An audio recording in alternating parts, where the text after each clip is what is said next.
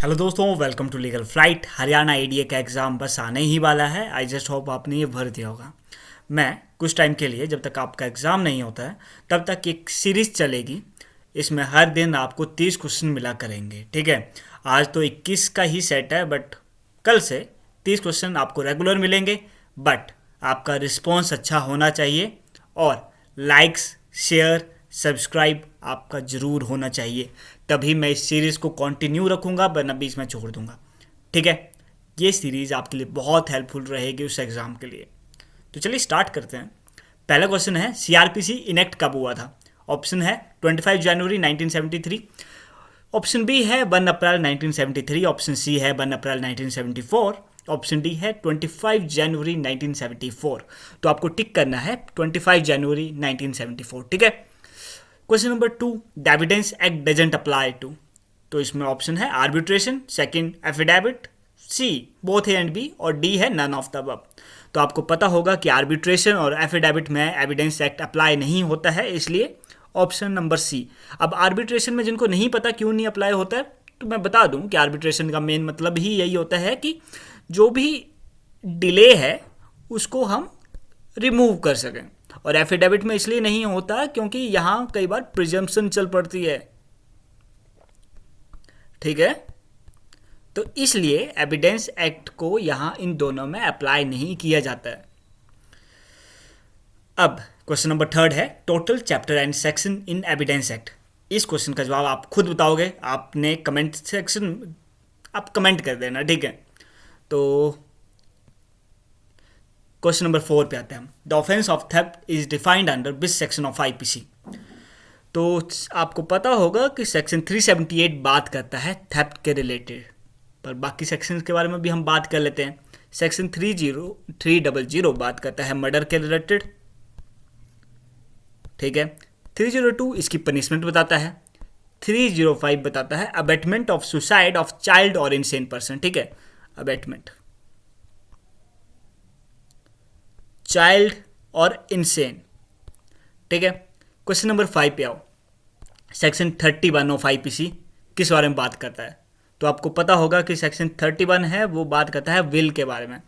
अब बाकी देख लेते हैं कि हार्बर है 52 में दिया हुआ। ठीक है, ऑफेंस 40 में दिया है। और रही बात गुड फेथ की, तो गुड फेथ दिया हुआ है आपका 52 में। याद रखना इसको, गुड फेथ को, बहुत इंपॉर्टेंट है। क्वेश्चन नंबर 6 है, the fourth punishment of section 53 deals with. तो आपको मैं बता दूं कि जो फोर्थ पनिशमेंट है वो है आपकी सिंपल और रिग्रेस दोनों को कवर करती है, तो इसका आंसर आ जाएगा बोथ। तो आपको बता दूं मैं एक बात कि इसमें पहले 6 टाइप्स की पनिशमेंट हुआ करती थी। तो एक जो थर्ड पनिशमेंट है उसको रिपील कर दिया गया, अब बच गई हैं 5 पनिशमेंट। और 5 पनिशमेंट में आपकी डेथ आ गई, लाइफ इम्प्रिजनमेंट आ गई, इम्प्रिजनमेंट जिसमें सिंपल और रिग्रेस दोनों कवर होती हैं, फिर उसके बाद जो अटैचमेंट ऑफ प्रॉपर्टी, और उसके बाद फाइन। ये 5 पनिशमेंट आपको बची हैं अब। ठीक है, क्वेश्चन नंबर 7 है, every suit instituted by presentation of. तो ये है प्लेंट, याद रखना। ठीक है, जो भी सूट इंस्टीट्यूट होता है वो प्लेंट से ही इंस्टीट्यूट किया स्टार्ट होता है। क्वेश्चन नंबर 8 है, the requirement of attaching an affidavit with filing plaint is. Options हैं नॉट मैंडेटरी, मैंडेटरी, डायरेक्टरी, और it is up to parties whether they attach और नॉट। तो आपको ध्यान रखना है ये मैंडेटरी है। और ये दिया कहाँ पर है? ये दिया है ऑर्डर 6 रूल 15 में। ठीक है, सीपीसी के। अब क्वेश्चन नंबर 9 के बारे में बात करते हैं। जो क्वेश्चन नंबर 9 है, under section 10 CPC the suit is. Option है डिसमिस्ड, रिजेक्टेड, स्टेड और नन। तो जो स्टेड है, आपको याद रखना है कि सेक्शन 10 बात करता है रेस सब्सिडीज के बारे में। ठीक है, पर जो उसके अगर आप वर्डिंग्स देखोगे तो वहां लिखा हुआ है स्टेड ऑफ सूट। अगर इन केस रेस सब्सिडीज और स्टेड ऑफ सूट दोनों इकट्ठे आते हैं तो आपको स्टेड ऑफ सूट ही टिक करना है। ठीक है, अगर स्टेड ऑफ सूट ना लिखा हो तब जाके आपको रेस सब्सिडीज टिक करना है। ठीक है, question number 10, investigation has been defined in. तो जो इन्वेस्टिगेशन है वो डिफाइन करा है सेक्शन 2H में। अब क्वेश्चन नंबर 11 की बात करते हैं। Inherent powers to court under CPC are given. ठीक है, तो ऑप्शन है सेक्शन 150, 151, सेक्शन 149 एंड सेक्शन 152। तो जो इनहेरेंट पावर्स हैं वो दी हैं सेक्शन 151 में। ठीक है, अगर सीआरपीसी की बात करें, ये सीपीसी का है, याद रखना, सीपीसी में ही सेक्शन 151 में इनहेरेंट पावर्स दी हैं कोर्ट की। बट अगर सीआरपीसी की बात करी जाए तो वो सेक्शन 482 याद रखना है आपको। ठीक है, और बाकी सेक्शंस की बात करी जाए तो सेक्शन नंबर 150 है, वो करता है ट्रांसफ़र की बात, ट्रांसफ़र ऑफ बिजनेस। सेक्शन 149 बात करता है कोर्ट फी के रिलेटेड। ठीक है, और सेक्शन 152 बात करता है amendment of judgement and decree. ठीक है, तो इसको याद रख लेना।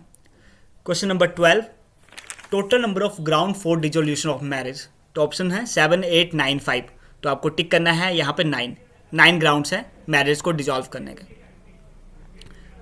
क्वेश्चन नंबर 13 है, मुस्लिम गिफ्टेज। ऑप्शन है optionally registrable, compulsory registrable, not compulsory registrable और नन ऑफ द अबव। तो ऑप्शन आपको टिक करना है यहाँ पे कंपल्सरी रजिस्ट्रेबल, याद रखना। ठीक है, क्वेश्चन नंबर 14 है, under Muslim law liberties attend at the age of. तो इसको याद रखना है, इसमें पहले ऑप्शन देख लेते हैं। 9 ईयर्स, 11 ईयर्स, पुबर्टी और 13 ईयर्स। तो ये है पुबर्टी। अगर पुबर्टी की जगह यहाँ 15 ईयर्स लिखा होता तो आपको 15 ईयर्स टिक करना है। इन दोनों चीज़ों को याद रखना, ठीक है, या तो पुबर्टी या 15 ईयर्स, जो भी लिखा हो टिक कर देना उसको। Question number 15, as per Hindu marriage act 1955 the overriding effect is given under Hindu marriage act in. तो ऑप्शन है सेक्शन 4, सेक्शन 5, सेक्शन 6, सेक्शन 7। तो आपको टिक करना है सेक्शन 4। ओवर राइडिंग इफेक्ट दिया हुआ है सेक्शन 4 में। पर बाकी सेक्शन के बारे में बात करी जाए तो सेक्शन 5 बात करता है कंडीशंस के रिलेटेड, वैलिड मैरिज की। सेक्शन 6 बात करता है गार्डियनशिप के रिलेटेड। सेक्शन 7 बात करता है सेरेमनीज के रिलेटेड। ठीक है, जो भी मैरिज, हिंदू मैरिज में सेरेमनीज होती हैं उनके बारे में बात करता है section 7। Question number 16, mainly the concept of marriage is related to. तो ये है समृद्धि आपका। ठीक है, question number 17, the concept of sapinda relationship is described under. तो ऑप्शन हैं section 3C, 3D, 3G, 3F।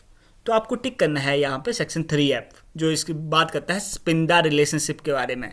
ठीक है, स्पिंडा रिलेशनशिप होते हैं जो आपके एंसेस्टर, आपके मदर फादर के एंसेस्ट्रल जो रिलेशंस होते हैं वो देखे जाते हैं यहाँ पे। ठीक है, तो बाकी सेक्शन के बारे में बात करी जाए तो जो सेक्शन 3G है वो बात करता है प्रोबेटरी डिग्रीज के बारे में, कि जहाँ पर आप, अगर आप रिश्ता, अपनी शादी करते हो, जिन डिग्रीज, जो डिग्रीज बताई हुई हैं, अगर वहाँ पर अपनी शादी करते हो तो वो वॉइड डिक्लेयर हो जाती हैं। ठीक है, वो मैरिज वॉइड मैरिज होती है वो सेक्शन।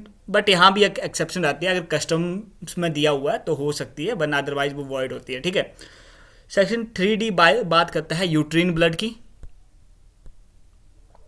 और सेक्शन 3C बात करता है फुल ब्लड की। याद रखना इस चीज़ को, ये डेफिनेशंस में दिया हुआ है तो कई बार पूछ लेते हैं। क्वेश्चन नंबर 18 है, person required for contract are. ये सभी को पता होगा, जस्ट होप कि ऑप्शन हैं 1, 2, 2 और मोर और नन ऑफ द अबव। तो ये है 2 और मोर। ठीक है, क्वेश्चन नंबर 19 है, the Indian contract act 1872 came into force on. तो ऑप्शंस देख लो, 1 जुलाई 1872, 11 अगस्त 1872, 1 जनवरी 1873 और 1 सितंबर 1872। तो आपको 1 सितंबर 1872 टिक कर देना है। और इसके एक और एक्ट आया था, इंडियन एविडेंस एक्ट, ध्यान रखना ये भी तभी आया था। ठीक है, question number 20, what does the section 8 of partnership act 1932 provides. तो सेक्शन 8 पार्टनरशिप एक्ट की किस बारे में बात करती है। तो ये आपको ध्यान रखना है कि ये पर्टिकुलर पार्टनरशिप के बारे में बात करता है। ठीक है, question number 21, which case laid down the test for determining the existence of partnership is. तो ये केसेस हैं, तो इसमें से आपको कॉक्स वर्सेस हिकमैन का केस था जिसने ले डाउन करा था test for determine the existence of partnership. ठीक है, ये आपके आज 21 क्वेश्चंस थे, बट मैं कल से ट्राई करूँगा कि आपके 30 क्वेश्चंस का सीरीज चले, कि जब तक आपका एग्ज़ाम होता है तब तक। ठीक है, बट आपको जो मेरे ऊपर जो क्वेश्चन पूछा था वो आपको कमेंट में ज़रूर लिखना है। इसके साथ आप अगर चाहते हैं कि ये वीडियो और ये सीरीज चलती रहे तो कमेंट में ज़रूर थंब का साइन ज़रूर डालना। ठीक है, बाय, टेक केयर, सबा खैर और ऑल द वेरी बेस्ट। मिलते हैं अगली वीडियो में।